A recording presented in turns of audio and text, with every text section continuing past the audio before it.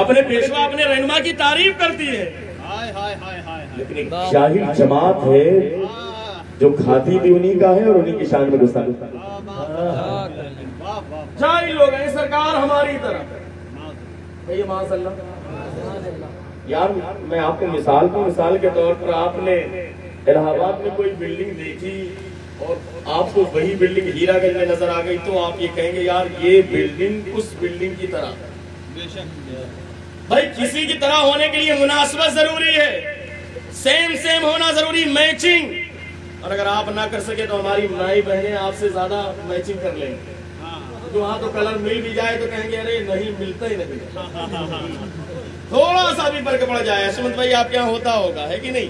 دکان پہ آئیں کہ نہیں ملا، آپ کہیں گے بالکل سے ارے نہیں میچ نہیں کرنا، اکثر ہوتا ہے۔ تو میچ کرنے کے لیے مناسبت کا ہونا ضروری۔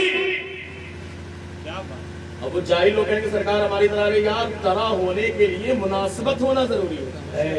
آپ نے کوئی بلڈنگ دیکھا الہ آباد میں سے بلڈنگ آپ کو ہیرا گنج میں نظر آئے یا کنڈا میں نظر آئے تو آپ یہ کہیں گے یار یہ بلڈنگ اس بلڈنگ کی طرح ہے، تب تو بات صحیح ہے، سیم بلڈنگ ہو، لیکن ہو کیا؟ آپ نے دیکھا وہاں پر سول لائنز میں ٹاور اور آ کر کے دیکھا اپنے یہاں جھوپڑی، آپ نے کہا یار یہ بلڈنگ اس بلڈنگ کی طرح ہے، ہمارے گھٹنا پھوٹے سر۔ اچھی مثال، بہت اچھی مثال۔ آپ نے دیکھا شہر میں B M W, Audi, Mercedes گاڑی دیکھا، کروڑوں کی گاڑی دیکھا، اور آ کر کے دیکھا ہیرا گنج میں چھوٹا ہاتھی، اور کیا کہا؟ آپ نے کہا یار یہ گاڑی اس گاڑی کی طرح ہے۔ لوگ کہیں گے ان کو یہاں رہنے کی ضرورت نہیں، ان کو رانچی بھیج دیا جائے، ان کو رانچی بھیج دیا جائے، یہاں نہیں رہنا چاہیے۔ کیوں؟ کہاں آڈی، کہاں مرسڈیز، بی ایم ڈبلیو، کہاں چھوٹا ہاتھی؟ مناسبت ضروری ہے۔ تو یار میں سمجھانے کے لیے کہہ رہا ہوں اگر ایک بلڈنگ دوسری بلڈنگ کی طرح ہو تب تو آپ کہیں گے یار یہ بلڈنگ اس بلڈنگ کی طرح ہے، اگر ایک گاڑی دوسری گاڑی کی طرح ہو تب آپ یہ کہیں گے یہ گاڑی اس گاڑی کی طرح ہے۔ اگر آپ ایک مکان دیکھیں اور سیم مکان آپ کو نظر آئے تو آپ کہیں گے یہ مکان اس مکان کی طرح ہے، لیکن اگر مناسبت نہ ہو، میچنگ نہ ہو، اس کے باوجود آدمی کہے تو اس کا مطلب کہ اس کا دماغ کام نہیں کر رہا ہے۔ اسی لیے میں کہتا ہوں یہ پڑھے لکھے جاہل لوگ ہیں جو اللہ کے رسول کو اپنی طرح کہتے ہیں، قسم خدا کی یاد رکھیں ہمیں سرکار کی مثل ہونا، سرکار کا ثانی ہونا، سرکار کی طرح ہونا، ہمیں سرکار کا ثانی تو بڑی چیز ہے، اللہ نے اپنے محبوب کا سایہ نہیں بنایا۔ سبحان اللہ، سبحان اللہ، نعرہ تکبیر، نعرہ رسالت، نعرہ رسالت۔ سبحان اللہ، تم ثانی کی بات کرتے ہو، سرکار کی طرح کی بات کرتے ہو، ہمیں سرکار کا ثانی کہاں سے ہوگا؟ اللہ نے تو سرکار کا سایہ بھی نہیں بنایا۔ اب شعر سنیں، شاعر نے کیا کہا؟ ثانی مصطفیٰ، ثانی مصطفیٰ۔ سلمان بھائی شعر دیکھیے گا، امام صاحب قبلہ۔ ثانی مصطفیٰ جب رب نے بنایا ہی نہیں، ثانی مصطفیٰ جب رب نے بنایا ہی نہیں، ثانی مصطفیٰ جب رب نے بنایا ہی نہیں، تو بھلا کیسے کوئی ان کے برابر ہو؟ سبحان اللہ، سبحان اللہ۔ بھلا کیسے کوئی ان کے برابر ہوتا، زندگی کا میرے لمحہ منور ہوتا، کاش سرکار کے کوچے میں میرا گھر ہوتا۔ اور جو لوگ کہتے ہیں سرکار ہماری طرح، میں تو ان سے کہتا ہوں آپ کہیے، میں اجازت دیتا ہوں، آپ کہیے کہ ہم سرکار کی طرح ہیں، لیکن کب کہیں سن لیجئے، بولو بشر ان کو، بولو بشر ان کو، اگر ایسا ہے تو پھر بولو۔ سالی صاحب شعر دیکھیں، بولو بشر ان کو، کہو کہ بشر ہے تمہاری طرح ہے، لیکن کب کہنا ہے؟ سنو، بولو بشر ان کو، اگر ایسا ہے تو پھر بولو، تم میں بھی کوئی تاہا کوئی یاسی ہے تو پھر بولو۔ سبحان اللہ، تم میں بھی کوئی تاہا کوئی یاسی ہے تو پھر بولو۔ ہمیں ان کو تو خدا نے میرے محبوب کہا ہے، ان کو تو خدا نے میرے محبوب کہا ہے، تم کو بھی خدا نے یہی بولا ہے تو پھر بولو۔ سبحان اللہ، زندہ باد، زندہ باد۔ تم کو بھی خدا نے یہی بولا ہے تو پھر بولو، بولو بشر ان کو، اگر ایسا ہے تو پھر بولو، تم میں بھی کوئی تاہا کوئی یاسی ہو تو پھر بولو، ان کو تو خدا نے میرے محبوب کہا ہے، تم کو بھی خدا نے یہی بولا ہے تو پھر بولو. سبحان اللہ. لیکن وہ جاہل لوگ ہیں, ان کے کیا پتا ہو سرکار کی طرح. ہمیں یار بس اتنا کافی ہے کہ اللہ کے رسول کی شان اتنی نرالی ہے کہ اللہ کے رسول اگر کھاری پانی میں تھوک دے تو میٹھا, لوگ اسے تبرک کے طور پر استعمال کریں. بیمار پیے تو انہیں شفا مل جائے. اور اگر آپ کہتے ہو سرکار کی طرح, تو آپ کے گھر میں مہمان آئے, آپ گلاس لو, گلاس لے کر کے پانی بھرو اور مہمان کے سامنے لے جا کر کے تھوکو, اور تھوکنے کے بعد کہو کہ پی لیجیے. اگر سامنے والا پی لے تب پھر بات کریے آگے کہ ہاں, لیکن وہ پیے گا نہیں, آپ کی خدمت ایسی کرے گا کہ آپ کو دکھانے کے لائق نہیں. بھائی سیدھی سی بات. حضرات گرامی, ایمان والا بات کہتے ہیں, ایمان والا کہتے ہیں کسی باپ دیکھیے, آج ہم بابا تاج الدین اولیاء کا تذکرہ کرنے کے لیے بیٹھے ہوئے ہیں, اور وہاں سے ایک اینٹ آئی ہے, اسی لیے آج ہیرا گنج میں رحمت کی گھٹا چھائی. ناگپور سے بابا تاج الدین اولیاء کے در سے ایک اینٹ یہاں پر آئی ہے, اسی لیے آج یہاں پر رحمت کی گھٹا چھائی ہے. اور میں تو مبارکباد پیش کرتا ہوں, ہمارے جی لال بھائی ہیں, اللہ ان کو ہدایت عطا فرمائے اور صحت و تندرستی بھی عطا فرمائے. اور جس طریقے سے محبت کے ساتھ یہاں کے لوگ ان کا عرس مناتے ہیں, ان کا اور وہ تو بارگاہی ہے, اس لیے قسم خدا کی آپ دیکھیں اجمیر شریف چلے جائیں, سارے لوگ وہاں پر آتے ہیں, کون نہیں آتا اور کون نہیں پاتا. جو بھی جاتا ہے وہ پاتا ہے. بس معاملہ ہے کہ انما الاعمال بالنیات, اعمال کا سارا دار و مدار بندے کی نیت پر ہے. اگر نیت یہ ہے کہ ہم جا رہے ہیں, ہمیں ملے گا, تو قسم خدا کی اسے ضرور ملے گا. اور ان جاہلوں سے اچھا ان کا اعتقاد ہے. کیوں؟ اس لیے کہ انہیں یقین ہے کہ وہ زندہ ہے. یقین ہے کہ وہ زندہ ہیں. وہ کل جیسے بانٹ رہے تھے آج بھی بانٹ رہے ہیں.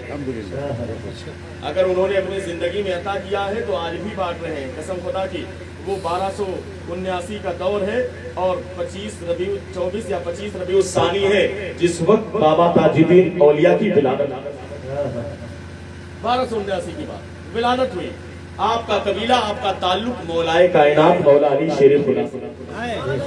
آپ امام حسن عسکری کے اولاد میں سے ہیں, اہل بیت اطہار میں سے ہیں, اور اللہ کے رسول کی بارگاہ میں اتنے مقبول.